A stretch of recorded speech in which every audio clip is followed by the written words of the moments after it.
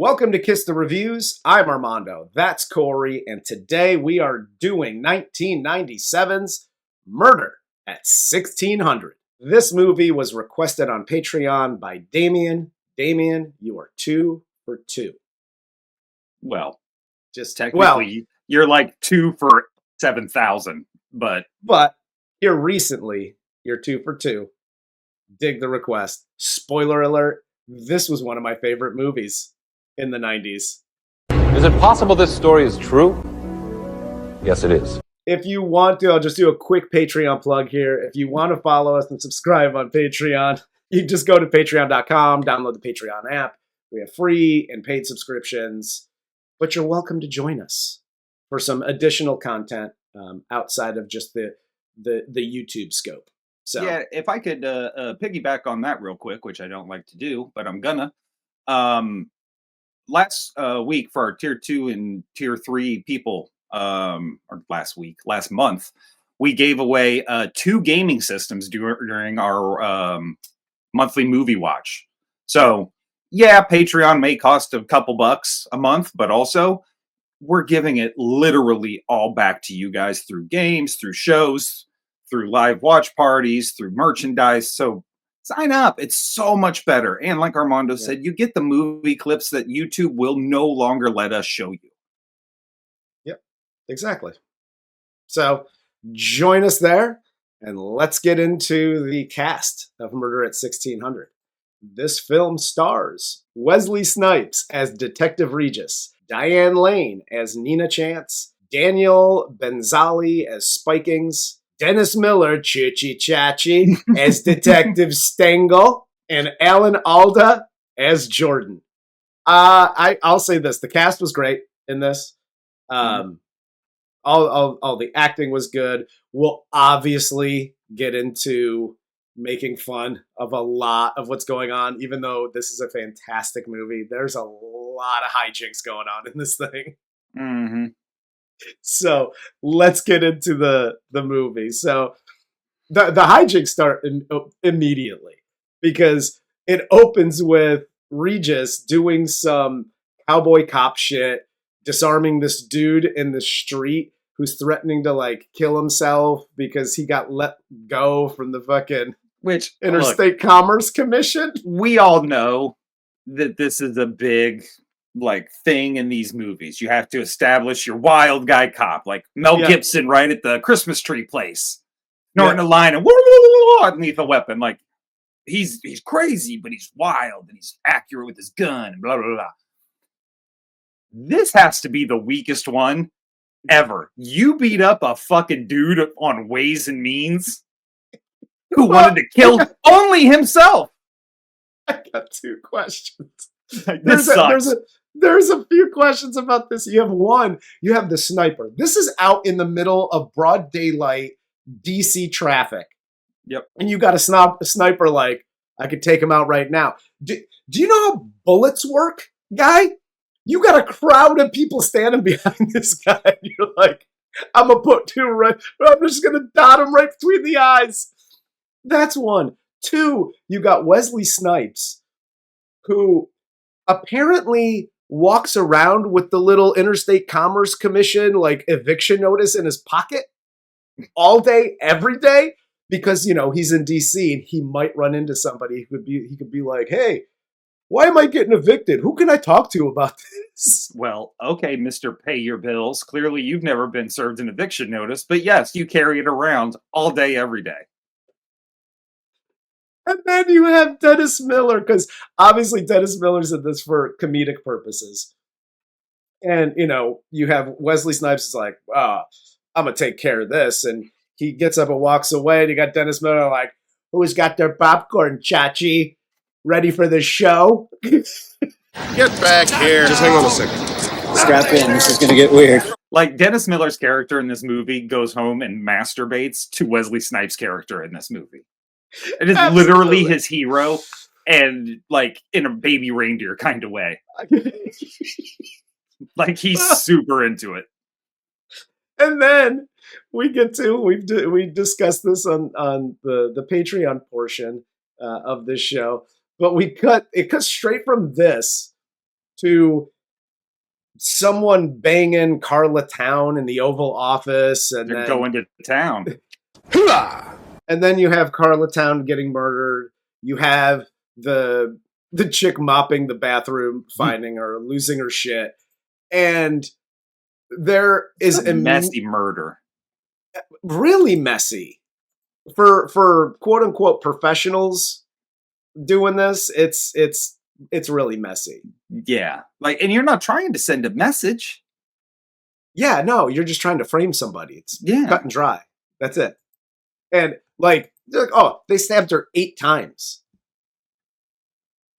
8 times? That's what we're doing here? What is she, Gypsy Rose's mom? Fucking strangle her. She's fucking 80 pounds. What the fuck? It then here cuts to Regis in a bar, and he gets the call about the murder. While at the bar, he is writing a strongly worded letter on a fucking typewriter? Who brings a typewriter to the bar? This is what people had to do before Starbucks and laptops. You were correct. This is why all of your parents are alcoholics, because they had to go write their grand novel in a bar, and they couldn't finish it because they got shit-faced. Dude, the best. This is the best part of the scene, because, you know, he's talking, and you got Dennis Miller over here. He's like, hey, choo-chee-cha. He's like, dude, shut up. I'm writing this strongly worded letter. And he gets to the end of the line. He's like,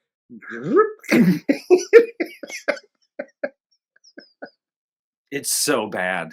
It's awful. And we never see him walk out with like the hard case he has to put the typewriter back into. I do not approve of this at all. He looks at Dennis Miller like he's the rookie on the football team. Like, hey, grab my pads and helmet. He's like, dude, grab my typewriter. I got to get the fuck out of here. Because they're partners.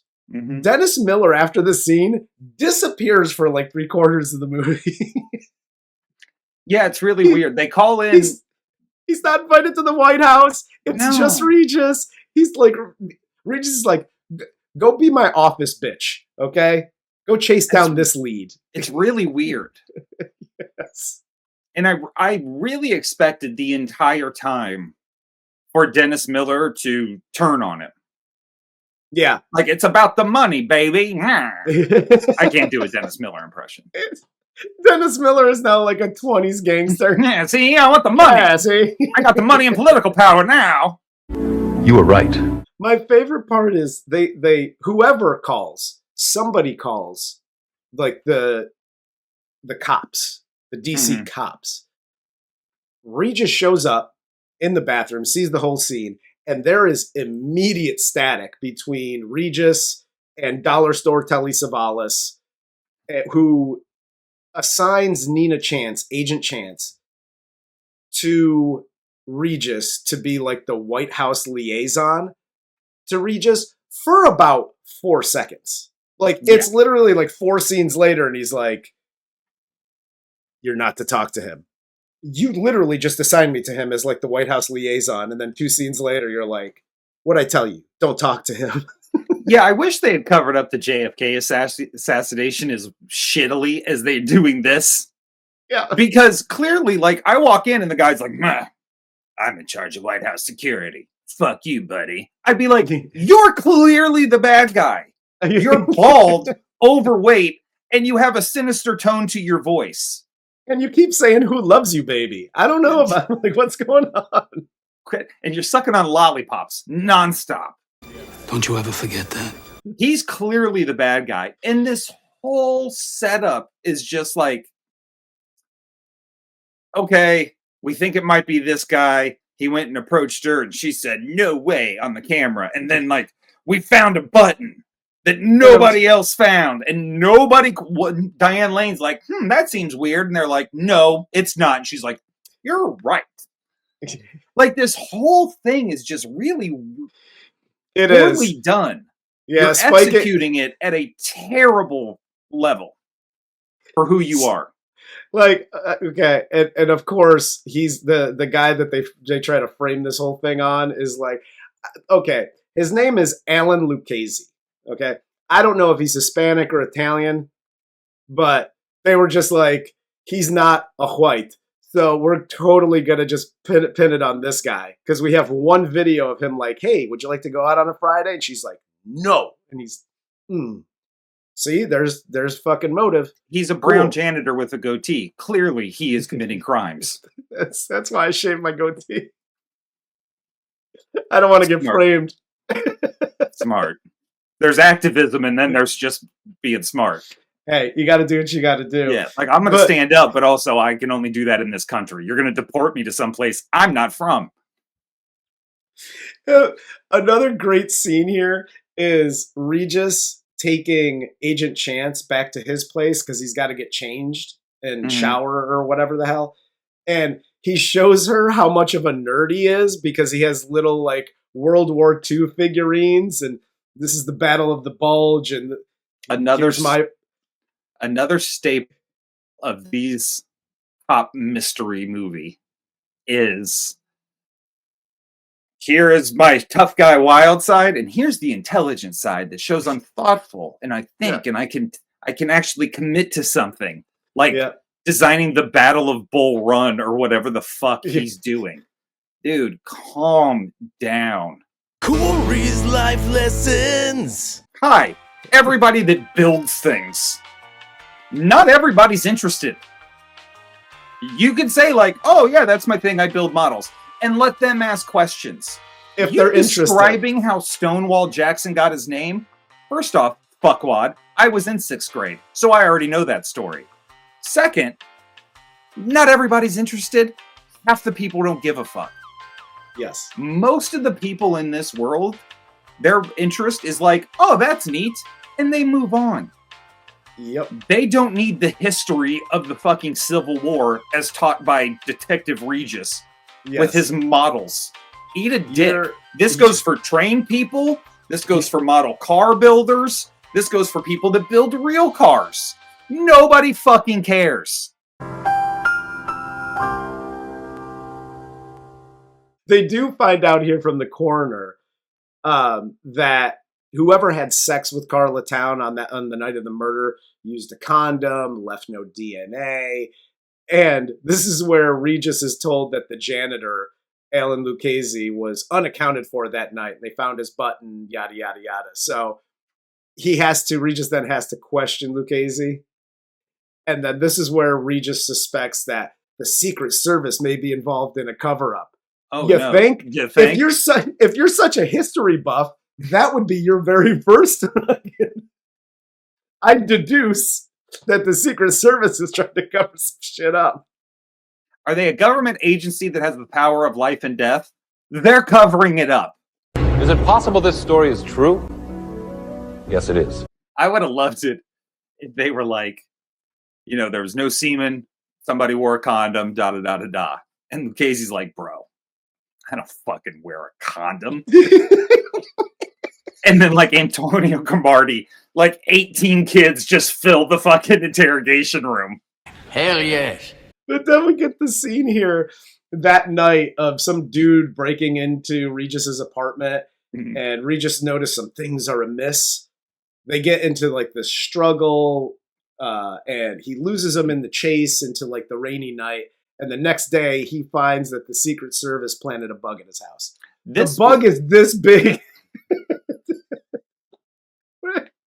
What's going on? He opens up his freezer and there's just literally a black box with beep, beep, beep, beep, beep happening. And he's like, I think I've been bugged. Dude, it's the Whopper from War Games. It's just like in the back of his fucking apartment. He's like, oh, I thought that was the air conditioning unit. Apparently that's a bug. This was a very shocking Wesley Snipes scene because he gets his ass whooped. He has moments where he can stay in the fight, but every time he catches up, he gets his ass whooped. Yeah. And that is not a Wesley Snipes feature. I was not comfortable with this at all. I'll be honest. Like what usually happens in these, because this is just a staple 90s murder thriller. Yeah. There's nothing wrong with it. These movies are fucking awesome. All they're fantastic. Yeah. But what you usually have in these situations is like the good guy gets his ass kicked a little bit, but he's able to like, I snagged his mask and I got to look at his face if I ever see him again. You know what I mean? Or like, Yes. I took off his boot when he tried to kick me. Something weird happens where they're able to get something valuable from this. He gets nothing.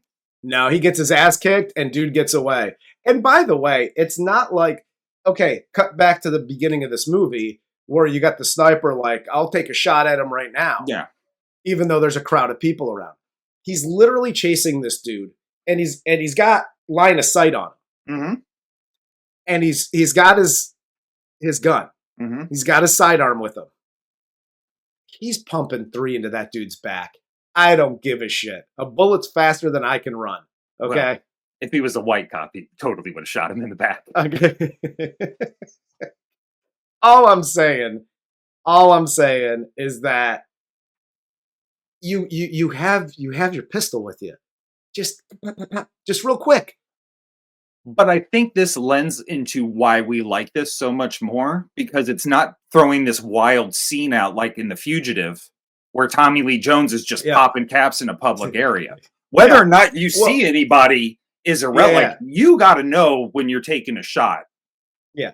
Well, let me rephrase this. You're supposed to know as a police officer that when you're taking a shot, the civilian or collateral damage is almost nil.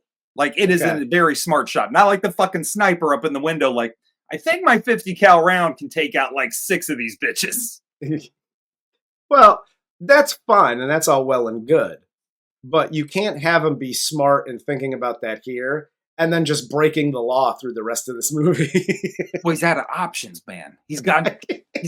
His back's against the wall. He is now above the law. You were correct.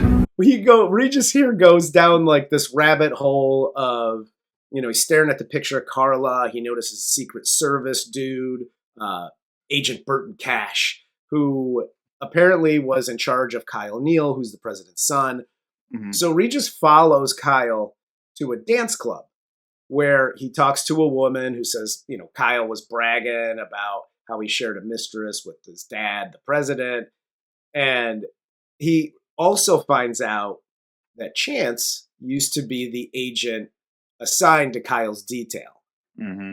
And she requested to be reassigned because apparently Kyle gets a little rough with his girlfriends and she wanted no part of it, so she wanted to be reassigned. Yeah, through about 90% of this movie, until her life is actually in jeopardy, Diane Lane is kind of a piece of shit. Yeah. Because she's going right along with everything. 100%. She knows about the button, shuts the fuck up about it. She was on Kyle's detail, knew they were fucking, her and Carla. Yeah. Knew he had a history of beating women. Shut the fuck up about it. Wesley Snipes, even here, still has to press her. Yeah. Like, quit bullshitting me. What is going on? And she's finally like, fine. Everybody's lying around here. This is why people don't trust white women. Is because when one of you dies and you can literally help solve the murder of this poor 25-year-old girl who has pretty much, it seems like, been used in and around the White House her entire internship / career. Yeah. You're just like, I want to be part of a team, so the bald spooky man wants to be my friend. And then when he sexually harasses you, you're finally like, all right, we're going. I know you probably fucked Carla Town too, and that was fine, but not me, buddy. Yeah. I want to talk to your manager. I asked you to leave. And then all of a sudden, after this conversation, she's now sneaking into like the evidence area. She's, taking evidence and Carla's day planner and doing all this shit. She gets called to Spikings' office, has this like creepy meeting with him. And then after she leaves, they find out that she actually stole some shit from the thing and a chase ensues. The manhunt is on. Dude, like it amps up pretty fucking quick from her like, I want no part of this to I want all the smoke. And yeah, this is pretty crazy too, because she clearly has no friends. Yeah. Even the guy she's closest to that she's like, is that button there? The guy's like, yo, shut the fuck up about it.